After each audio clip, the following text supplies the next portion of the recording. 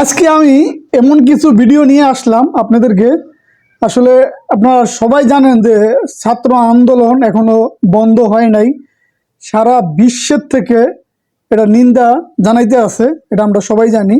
তো আজকে আমি আপনাদেরকে কিছু ভিডিও দেখাবো, প্রায় 6 থেকে 7টা, একটু ধৈর্য সহকারে দেখবেন এবং 6 থেকে 7টা ভিডিও আপনারা দেখবেন। এখানে দেখবেন আমাদের যারা খুব বুদ্ধিমান এবং জ্ঞানী যে লোকগুলা এবং স্টুডেন্টের পক্ষ হয়ে এবং তাদের গার্জিয়ান, তারপরে আমাদের এখন বর্তমানে তো এটা নিয়ে কথা বলতে আছে যে স্কুলের যেই টিচার অনেকেই মাঠে নামছে, সবাই আমরা জানি।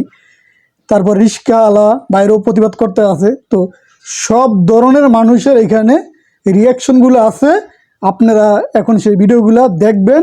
আর আমার এখানে আসলে বলার অনেক কিছুই থাকে, তো যাই হোক এক সময় বলবো। আর চলো না কথা না বাড়িয়ে আমরা সেই রিয়াকশনগুলো দেখি, আর অবশ্যই আপনাদের মতামতগুলো আমার জানাইবেন কমেন্টসের মাধ্যমে, আর আমার চ্যানেলটি সাবস্ক্রাইব করবেন। চলুন সবাই ভিডিওটি দেখি। রাজাকার শব্দটা প্রকাণ্ড একটা গালি, যাকে তাকে দেবেন না। আমার ছাত্রছাত্রী, আমাদের মেয়ে ছাত্রছাত্রীদের উপর যে লাঞ্ছনা হয়েছে, তার বিচার বিধাতা করবেন। তার বিচারের জন্য আমরা নেমেছি। তার কাছে বিচার চাবো। কোথায় বিচার চাবো? আমরা ঘৃণা জানাই। আমার কথা আমি বলতে পারবো না, আপনি তুলে নিয়ে যাবেন। প্রতিবাদ করতে পারবো না, ভিন্ন মত প্রকাশ করতে পারবো না, আপনি আমাদেরকে রাজাকার বলে গালি দিবেন। ছাত্র ছাত্রীদের উপর জুলুম বন্ধ না করলে পরিণতি ইতিহাস বলে দেয় কারো জন্য ভালো হবে। আসসালামু আলাইকুম সবাইকে। আমার বলবার অনেক কিছু আছে, সংক্ষিপ্ত করার কথা আমি খেই হারাচ্ছি। আমি কোনটা বলবো আর কোনটা বলবো না, সেটা আমার ঘৃণা। আজকে আমার কিছু প্রশ্ন আছে সবার কাছে, দেশবাসীর কাছে তো করবো না, যাদের কাছে করবার তারা বুঝে নিবেন। আমি ইতিহাসের শিক্ষক না, কিন্তু ইতিহাস জেনে বড় হয়েছি। আমার জন্ম 71-এর পরে, কিন্তু বই খাতা থেকে সরাসরি যুদ্ধে, ভাষা আন্দোলনে যারা অংশগ্রহণ করেছিলেন তাদের কাছ থেকে শোনা শিক্ষা থেকে জানি মুক্তিযুদ্ধের চেতনা কি, ভাষা আন্দোলনের চেতনা কি ছিল। মুখের ভাষা বাংলা বলতে পারি, সেই জন্য বোধহয় ভাষা আন্দোলনের শহীদরা শহীদ হননি। আমার কথা আমি বলতে পারবো না, আপনি তুলে নিয়ে যাবেন। প্রতিবাদ করতে পারবো না, ভিন্ন মত প্রকাশ করতে পারবো না, আপনি আমাদেরকে রাজাকার বলে গালি দিবেন। রাজাকার শব্দটা প্রকাণ্ড একটা গালি, যাকে তাকে দেবেন না। আমি অনুরোধ করছি না, আপনাদেরকে বলে দিচ্ছি। ছাত্রদের কথায় আমি কিছুটা পরে আসছি, সেখানে আমাদের সহকর্মীরা যারা বলেছেন সেখানে আমি পূর্ণ একমত।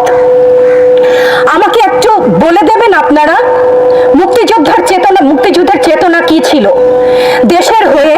আপনারা বলবেন যে যারা শুধুমাত্র আমার বাবা মুক্তিযোদ্ধা ছিলেন, তাই আমার অধিকার প্রাপ্য অনেক কিছু, সেখানে পূর্ণ সহমত।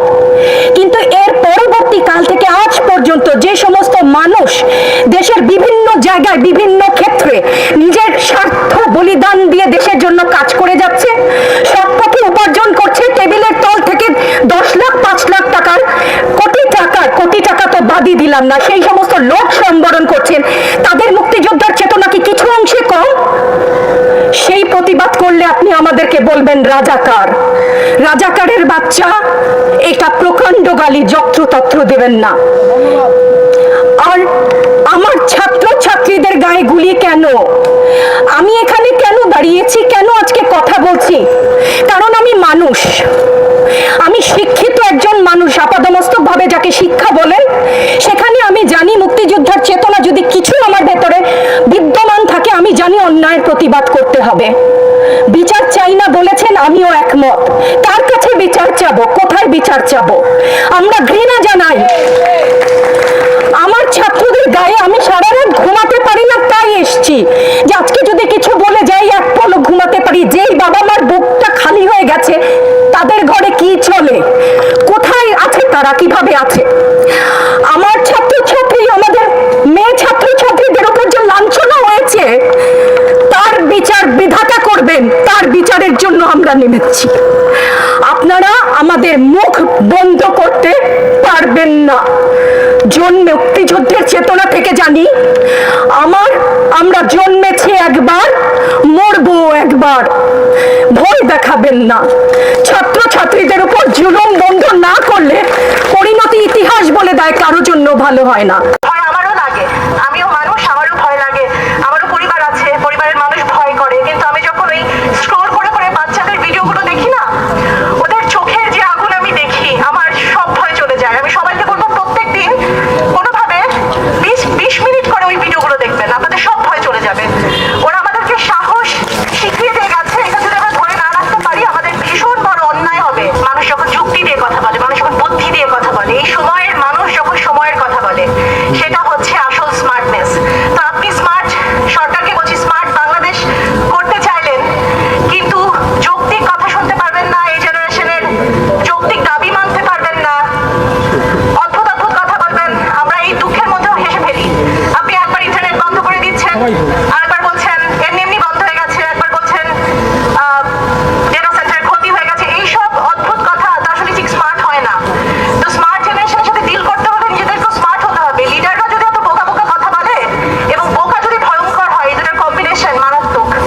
তো সবাইকে বলবো যে একটু চিন্তা করেন, হ্যাঁ, যে বোকা বোকা যা বুঝাবে আমরা তাই বুঝবো, কেউ তা বুঝছি না। আপনি কয়েকজন ছাত্র সমন্বয়ক যারা আন্দোলনের জন্য দাবি জানাচ্ছিলেন, আপনি সেই দাবি মেনে নিলেন, অথচ তাদেরকে উঠাই নিয়ে গেলেন। আপনি বাইরে বোঝাতে চাচ্ছেন যে সবকিছু একে একে ঠিক হয়ে যাচ্ছে, কিন্তু রাতের অন্ধকারে আমরা দেখতে পাচ্ছি কি হচ্ছে, কি প্রচন্ড আতঙ্ক। ভয় আমারও লাগে, আমিও মানুষ, আমারও ভয় লাগে, আমারও পরিবার আছে, পরিবারের মানুষ ভয় করে। কিন্তু আমি যখন ওই স্ক্রল করে করে বাচ্চাদের ভিডিওগুলো দেখি না, ওদের চোখের যে আগুন আমি দেখি, আমার সব ভয় চলে যায়। আমি সবাইকে বলবো প্রত্যেকদিন কোনোভাবে 20 মিনিট করে ওই ভিডিওগুলো দেখবেন, আপনাদের সব ভয় চলে যাবে। ওরা আমাদেরকে সাহস শিখিয়ে দিয়ে গেছে, এটা যদি আমরা ধরে না রাখতে পারি আমাদের ভীষণ বড় অন্যায় হবে। ওরাই সামনে সবকিছু করে দিয়ে গেল, আমাদের অন্তত পিছনে এসে দাঁড়ানোর দরকার। যারা সাংবাদিক ভাইয়েরা, ইনস্টিটিউটের থেকে মানুষ অনেক বড়, হ্যাঁ, সংবাদ মাধ্যমের থেকে আপনার আপনার মনুষ্যত্ব অনেক বড়। আপনি অনেক, আপনারা প্রত্যেকে, যারা ডাক্তার, যারা ইঞ্জিনিয়ার, যারা শিক্ষক, যে যে প্রফেশন আছেন, যারা সাংবাদিক, অনেক মহৎ একটা প্রফেশন আছেন, কারোর লেজুর ভিত্তি গোলামি করেন না, নিজের কাছে পরে খারাপ লাগবে। আমি ছাত্র ভাইদেরকে বলতে চাই, এই রক্ত যেন ভিজা না যায়, এই রক্ত যেন মুছে না যায়, এই রক্তের মধ্যে রক্ত চাই, রক্তের বদলা চাই আমার ভাইয়ের আত্মার জন্য। আমি সবাইকে বলি, এই রক্তের মধ্যে রক্ত যেন এই রাজপথে ফালায়, এই লাল সবুজের পতাকা যেই ছাত্ররা হাতে তুলে নিয়েছিল, এই ছাত্ররা কেন হত্যা হচ্ছে? এই ছাত্রদের রক্ত যেন বৃথা না যায়, জনগণ যেন রাজপথে নেমে আছে, এই শেখ হাসিনাকে টেনে হেঁচড়িয়ে জুতা মেরে এই দেশ থেকে যেন তাড়ায়, এই পুলিশকেই যেন তাড়ায়। আমার ছাত্র ভাইরা যে হত্যা হয়েছে, তাদের রক্ত যেন বৃথা না যায়। আজকে যে মায়ের সন্তান হারিয়েছে, সে বুঝে সন্তানের কথা। যে মায়ের সন্তান হারিয়েছে, সে বুঝে মায়ের সন্তানের কত জ্বালা। বাক্সিনি থেকে পাখির মতো গুলি করে মেরেছে, এটা মেনে নিতে পারি না। আমার ছেলে কলেজে পড়ে, আজকে আমার ছেলে মারা গেলে আমি তো হাসিনার বাড়িতেই কেন করতাম, আমি হাসিনার বাড়ি কেন করতাম। ও ইন্ডিয়ান সরকার, আমার যে সমস্ত সন্তানরা মারা গেছে, এরা আমার সন্তানের জায়গা। এই সন্তানদের রক্ত বেচা যেতে দেব না।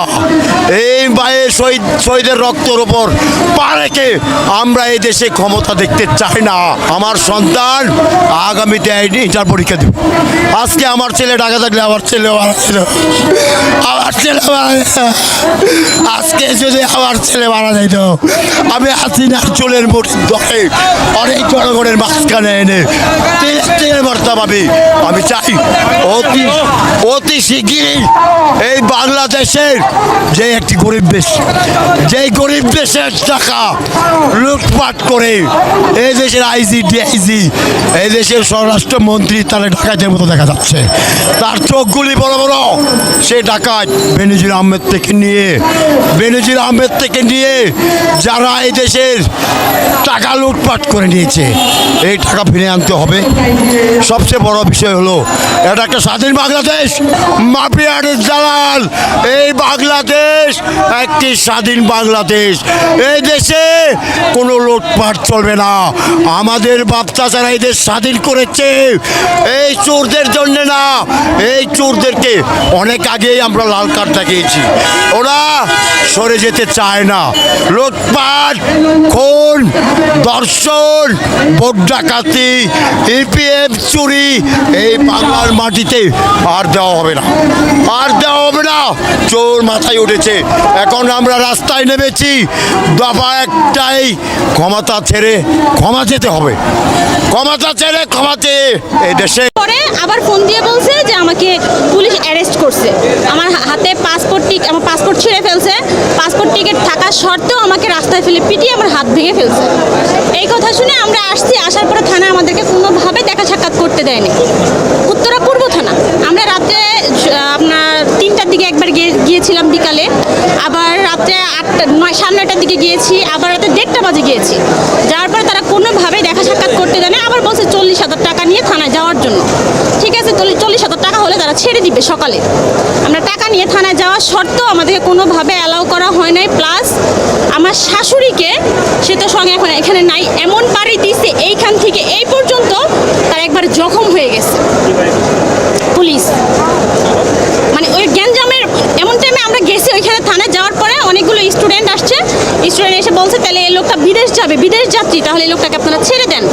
এই মুহূর্তেই কে বা কারাদানি ইট পাটকেল ঢিলা মারছে। ঢিলা মারার পরে সে আমার শাশুড়ির বাড়ি মারছে। বাড়িতে আমার শাশুড়ির এই পাশে পর্যন্ত লাগছে পুলিশ। তারপরে বললাম যে আপনারা 40,000 টাকা নিয়ে আসতে বলছেন, আমি 40,000 টাকা নিয়ে আসছি। তারপর আমার হাজব্যান্ডটাকে ছেড়ে দেন। আমার বাচ্চা বারে বারে বলছে যে আমার বাবাকে একটু দেখতে দেন, তাও দেখতে দেয় নাই। আমার পাসপোর্টটা ছিঁড়ে ফেলানোর কারণটা কি? তার তো কোনো অন্যায় ছিল না। সে ট্রেনিং শেষ করে আসতেছে এবং কি তার 20 তারিখে ফ্লাইট ছিল। পরে পুলিশ আর আমাদেরকে কোনোভাবে অ্যালাউ করলো না, আমাদেরকে দেখাইলোও না। আমরা এতবার দেখতে চাইলাম, দেখতে যাওয়া সত্ত্বেও সে আমাদেরকে কোনোভাবে দেখাইলো না। না দেখার ফলে সে পরের দিন আমাদেরকে বলে আমরা কোর্টে চালান দিয়ে দিচ্ছি। তা আমরা বললাম যে আপনারা টাকাও চাইলেন, কিন্তু সে টাকা নেয় নাই। টাকা চাওয়া হয়েছে আমাদের কাছে 40,000 টাকা। আবার থানায় গেছি, পরে বলে কি খানকির বাচ্চা এখান থেকে যা লাথি না খাইতে। তা আমাদের এখানে অন্যায় তো কোনো অন্যায় ছিল না। তার নাম হচ্ছে আপনার মোশারফ, আইডি কার্ডে ছিল সে এসআই নাকি সেটা জানি না, কিন্তু এখানে একটা ব্যাস ছিল, ব্যাসে তার নাম লেখা ছিল মোশারফ। সেটা আমরা শুধু দেখেছি না, আমরা সেটা অবশ্যই খেয়াল করে। তাকে আমরা জিজ্ঞেস করছি যে এখানে আপনারা কেন ধরে নিলেন বা কি আসে এই বিষয়। সে বলে সে গ্যাঞ্জামের ভিতরে ছিল।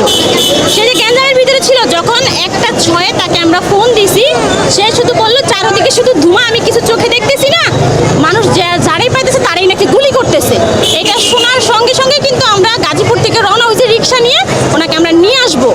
সে নাকি ওইখানে দাঁড়াই ছিল, থানার সামনে দিয়ে আসতেছিল, গোলাগুলি দেখে থানার সামনে সে দাঁড়াই ছিল যে থানার সামনে দিয়ে গেলে আমি হয়তো বা সেফলি যেতে পারবো। সে এটা ভেবে সে আসতেছিল, এর মধ্যে তাকে অ্যারেস্ট করে ফেলছে। তখন আমি পুলিশকে যখন বলছি যে আমার হাজব্যান্ডকে দেখতে দেন, বা ওর হাতে পাসপোর্ট ছিল, তারপর সে জর্ডান যাবে, সে গার্মেন্টসে যাবে, যে 20 তারিখে সে জর্ডান যাবে, কিন্তু তাকে 18 তারিখে অ্যারেস্ট করা হয়েছে। তারপর সে জর্ডান যাবে, তাকে ওইখানে সব জর্ডানের যত কাগজপত্র যা ছিল সব, ভিসার কাগজ, তারপরে আপনার টিকিট, এগুলো সবই তার কাছে ছিল। অফিসের ট্রেনিং না, অফিস থেকে এখান থেকে হামিম গ্রুপে সে এখন চাকরিধীন আছে, এইখান থেকে সে ওইখানে সুপারভাইজার হিসাবে জয়েন করবে আর কি। এজন্য সে জর্ডান যাবে। আমার এই বাচ্চাটা হসপিটালে ছিল ওই দিন, আমি হাতে ক্যানেলা সহ তাদের কাছে গেছি, তারপরও তারা আমার কোনো কথাই শুনতে চেষ্টা করে নাই। দৈনিক 5,000 টাকার ওষুধ লাগে, আমি ওনাদেরকে কাগজপত্র পর্যন্ত দেখাইলাম যে দেখেন আমার এই বাচ্চাটা, ওর বাবা যদি ভিতরে থাকে তাহলে আমি কিভাবে আর চিকিৎসা করব। একটা মাস ডাক্তার আমাকে দিয়েছে প্রতিটা ইঞ্জেকশন 4200 টাকা। ওর বাবা যদি ভিতরে থাকে তাহলে আমরা কিভাবে কি করব। কোনো কথা পুলিশ আমাদের শুনতে চায় না। আমার বাচ্চা পর্যন্ত বলছে আমার বাবাকে দেখতে দেন, আমার বাবাকে দেখতে দেন। কোটা আন্দোলন ঘিরে সংঘর্ষের 6 দিনে চোখে আঘাত আর গুলি লাগা অন্তত 425 জন চিকিৎসা নিয়েছেন এবং নিচ্ছেন জাতীয় চক্ষু বিজ্ঞান ইনস্টিটিউট হাসপাতালে, যাদের 287 জনের অপারেশন হয়েছে। হাসপাতালের বিছানায় কাতরাচ্ছেন আরও অনেকে। চক্ষু হাসপাতাল ঘুরে এসে জানাচ্ছেন আখলাক। 40 বছর বয়সী মাহাবুল একজন নির্মাণ শ্রমিক। 18 জুলাই ঘরে ফেরার পথে গাজীপুরে পড়ে যান সংঘর্ষের মাঝে। গুলি লাগে 6টি। চোখের আলো আর ফিরে পাবেন পাবেন না তিনি। এইচএসসি পরীক্ষার্থী মামুন রাব্বি প্রাইভেট পড়ে বাসায় ফিরছিল, সেদিনই গুলি লাগে তার চোখেও। অপারেশন করতে হয়েছে দুবার। রিকশা চালক শফিকুল ইসলাম 19 জুলাই সাভারের গেন্ডা এলাকায় যাত্রীসহ পড়ে যান সংঘর্ষের মাঝে। যাত্রী দৌড়ে পালালেও গুলি লাগে শফিকের। জাতীয় চক্ষু বিজ্ঞান ইনস্টিটিউটে সবচেয়ে বেশি রোগী যায় 19 জুলাই শুক্রবার 103 জন। কি ছিল সেদিনের পরিস্থিতি? চিকিৎসাধীন রোগীরা এখন কেমন আছেন? ওই অবস্থাতে যে চাপটা ছিল সেটা আমি অনেকদিন ধরে এখানে চাকরি করতেছি, এরকম আমি কখনো দেখি নাই। সেটা একটা রোগীর সাথে হয়তো এমনও আসছে 10-12 জন করে আসছে একসাথে সবগুলো রোগী চলে আসছে। ইনজুরির পরে চোখের ভিতরে ব্লিডিং হয়, তারপরে প্রদাহ হয়, তারপরে আমরা অপারেশন করবো। আস্তে আস্তে ব্লিডিংটা যদি অ্যাবজর্ব হয়ে যায়, চোখের ভিতরে যে হ্যামারেজটা হচ্ছে অ্যাবজর্ব হয়ে গেলে এবং যে ইনফ্লামেশন হয় সেটা কমে গেলে আস্তে আস্তে তার ভিশনটা রিগেইন করার অনেক সম্ভাবনা আছে। 425 রোগীর মধ্যে 287 জনের অপারেশন হয়েছে, বাকিরা অনেকেই আছেন ফলো আপে। কতজন পুরোপুরি দৃষ্টিশক্তি হারাচ্ছেন তা এখনো বলা সম্ভব নয় বলে জানায় হাসপাতাল কর্তৃপক্ষ। অপ্রাপ্তবয়স্ক এক শিক্ষার্থীর রিমান্ড আবেদনও করেছিল, যা পরবর্তীতে উচ্চ আদালত কর্তৃক স্থগিত হয়েছে। এমন নির্মম হত্যাযজ্ঞের ও বল প্রয়োগের নিন্দা, ধিক্কার বা প্রতিবাদের উপযুক্ত ভাষা আমাদের জানা নেই। এই বিপুল প্রাণহানির দায় প্রধানত সরকারের। শান্তিপূর্ণ আন্দোলনকারীদের উপর যে মাত্রায় বল প্রয়োগ ও সন্ত্রাসী কায়দায় আক্রমণ করা হয়েছে তা দেশের জনগণ ও বিশ্ব বিবেককে স্তম্ভিত, ক্ষুব্ধ ও মর্মাহত করেছে। আন্দোলন চলাকালে নাশকতামূলক তৎপরতার কারণে বেশ কিছু রাষ্ট্রীয় প্রতিষ্ঠান, স্থাপনা ও সম্পদ ক্ষতিগ্রস্ত হয়েছে, যা কোনোভাবেই সমর্থনযোগ্য নয়। সুষ্ঠু নিরপেক্ষ তদন্তের মাধ্যমে এইসব নাশকতার জন্য যারা দায়ী তাদের চিহ্নিত করে আইন অনুযায়ী শাস্তির দাবি জানাচ্ছি। তবে এই অজুহাতে ভিন্ন মতের কাউকে দমন পীড়ন বা সাধারণ মানুষকে হয়রানি কোনোভাবেই সমর্থনযোগ্য নয়। আমরা ক্ষুব্ধ যে প্রাণহানি, জনতার উপর হামলা ও গুলিবর্ষণের কোনো তদন্ত না করে পুলিশ শুধুমাত্র নাশকতার মামলা দায়ের করে হাজার হাজার অজ্ঞাতনামা লোককে আসামি করছে, কয়েক হাজার লোককে গ্রেফতার করেছে। এদের মধ্যে অসংখ্য নিরীহ নাগরিক, শিক্ষার্থী এবং তাদের পরিবারের সদস্যরা রয়েছেন বলে অভিযোগ উঠেছে। নাশকতার ঘটনার সময় তা প্রতিরোধের উপযুক্ত ব্যবস্থা নেয়নি সরকার, এবং সরকারি বাহিনীগুলো কোনো ক্ষেত্রে নীরব দর্শকের ভূমিকা পালন করেছে বলে গণমাধ্যমের রিপোর্ট থেকে জানা যায়।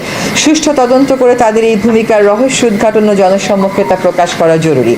আমরা ক্ষুব্ধ যে সুস্পষ্ট প্রমাণ থাকা সত্ত্বেও প্রাণহানি, ছাত্র জনতার উপর হামলা ও গুলিবর্ষণের কোনো তদন্ত না করে পুলিশ শুধুমাত্র নাশকতার মামলা দায়ের করে হাজার হাজার অজ্ঞাতনামা লোককে আসামি করছে, কয়েক হাজার লোককে গ্রেফতার করেছে, যা হয়রানিমূলক এবং গ্রেফতার বাণিজ্যের সুযোগ করে দেবে।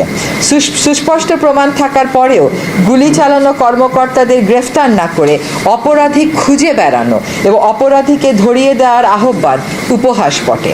এভাবে নিরস্ত্র মানুষকে হত্যা, গণগ্রেফতার, অবৈধ আটক, নিপীড়ন ও নির্যাতন সংবিধানের 31, 32, 33, 35, 37, 39 অনুচ্ছেদ, সার্বজনীন মানবাধিকার ঘোষণা এবং বাংলাদেশের জন্য প্রযোজ্য বিভিন্ন মানবাধিকার দলিলের স্পষ্ট লঙ্ঘন। আন্দোলন দমনে নির্বিচার হত্যা মানবতা বিরোধী অপরাধ ও আন্তর্জাতিক অপরাধ আদালতে বিচারযোগ্য অপরাধ। এমন গুমট ও সংকটময় পরিস্থিতিতে দেশের বৃহত্তর স্বার্থে শিক্ষার্থীদের ভবিষ্যৎ ও সামগ্রিকভাবে শিক্ষাঙ্গনকে নিরাপদ ও শিক্ষামুখী রাখতে নিম্নোক্ত দাবিগুলো তুলে ধরছি। 1. কোটা সংস্কার আন্দোলনে police, RAB, answer, BGB, Chhatra League, Jubo League সহ সরকারি মদতপুষ্ট অস্ত্রধারীদের গুলি এবং নির্মম আঘাতে নিহত সকল মৃত্যুর সঠিক স্বচ্ছ তদন্ত হতে হবে এবং প্রকৃত দোষী, তা সে যতই উচ্চ পদাধিকারী বা কোনো দলমতের হোক, সর্বোচ্চ আইনানুগ শাস্তি নিশ্চিত করতে হবে। 2. স্বাধীন, গ্রহণযোগ্য এবং বস্তুনিষ্ঠতার স্বার্থে প্রতিটি হতাহতের এবং আইন শৃঙ্খলা বাহিনীর অস্ত্রের ব্যবহার ও বল প্রয়োগের বিষয়ে জাতিসংঘের উচ্চ পর্যায়ের বিশেষজ্ঞদের তত্ত্বাবধানে তদন্ত হতে হবে। এই প্রক্রিয়া দ্রুততম সময়ের মধ্যে শুরু করতে হবে। 3. ইতোমধ্যে সংগ্রহিত ছবি, ভিডিও ফুটেজের মাধ্যমে চিহ্নিত সকল হন্তারক ও আক্রমণকারীকে অবিলম্বে গ্রেফতার করে আইনি প্রক্রিয়া শুরু করতে হবে। এ ব্যাপারে কাল বিলম্বের কোনো সুযোগ নেই। 4. জাতির ইতিহাসে সংগঠিত এমন নজিরবিহীন হতাহতের শিকার সকল নিহত আহত নাগরিকের পূর্ণাঙ্গ তালিকা সরকারকে অবিলম্বে প্রকাশ করতে হবে। 147 জন নয়, সকল নিহত আহত নাগরিকের সম্মানে জাতির সহানুভূতি, সম্মান আর শ্রদ্ধা প্রদর্শনের জন্য রাষ্ট্রীয়ভাবে যথাযথ মর্যাদায় শোক ঘোষণা করতে হবে।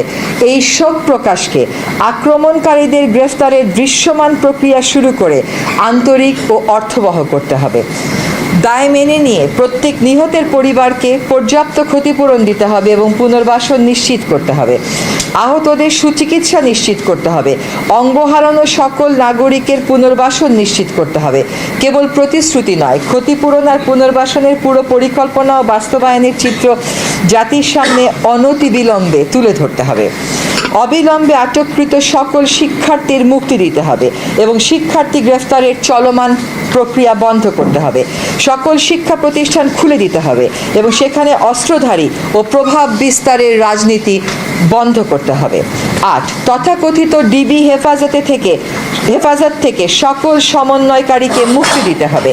এমন জোরপূর্বক উঠিয়ে নেওয়া আর বেআইনি হেফাজতের ব্যাখ্যা দিতে হবে এবং এর সাথে জড়িত সকলকে জবাবদিহিতার মুখোমুখি করতে হবে। 9. সরকারকে ভয় দেখানোর সংস্কৃতি থেকে সরে আসতে হবে। গুলি করে আন্দোলন দমানোর অসুস্থ মানসিকতার অবসান এখনই করতে হবে। স্বাভাবিক ও স্বস্তির পরিবেশ নিশ্চিত করতে হবে। কারফিউ ও সেনা প্রত্যাহার করতে হবে। সাজোয়া যান সরিয়ে নিতে হবে। হেলিকপ্টারের পাহারা থামাতে হবে। ব্লক রেড, গণগ্রেফতার, ছাত্র অভিভাবক হয়রানি বন্ধ করতে হবে। আমরা স্বাধীন দেশে মুক্ত পরিবেশে বসবাস করব, কোনো বদ্ধ নিয়ন্ত্রিত আতঙ্কের পরিবেশে আর নয়। অবাধ তথ্য প্রবাহে আরোপিত সকল বাধা দূর করতে হবে। ইন্টারনেট ও সামাজিক যোগাযোগ মাধ্যম পূর্ণ মাত্রায় খুলে দিতে হবে। আমাদের হয়তো এখানে গণমাধ্যমের উপর আরোপিত অলিখিত নিষেধাজ্ঞার কথাও বলা উচিত ছিল, সেটা আমরা মিস করে গেছি। আমরা বলে দেব, সহিংসতা দমনের নামে বিরোধী মত দমন করা যাবে না। স্পষ্ট প্রমাণের মাধ্যমে সহিংসতার প্রতিটি ঘটনার তদন্ত করে দোষী ব্যক্তিদের শাস্তি নিশ্চিত করতে হবে। আমরা দেশবাসীকে কঠিন আত্মপ্রত্যয়, সাহসিকতার সাথে দলমতের ঊর্ধ্বে উঠে সক্রিয় ও দায়িত্বশীল ভূমিকা পালনের আহ্বান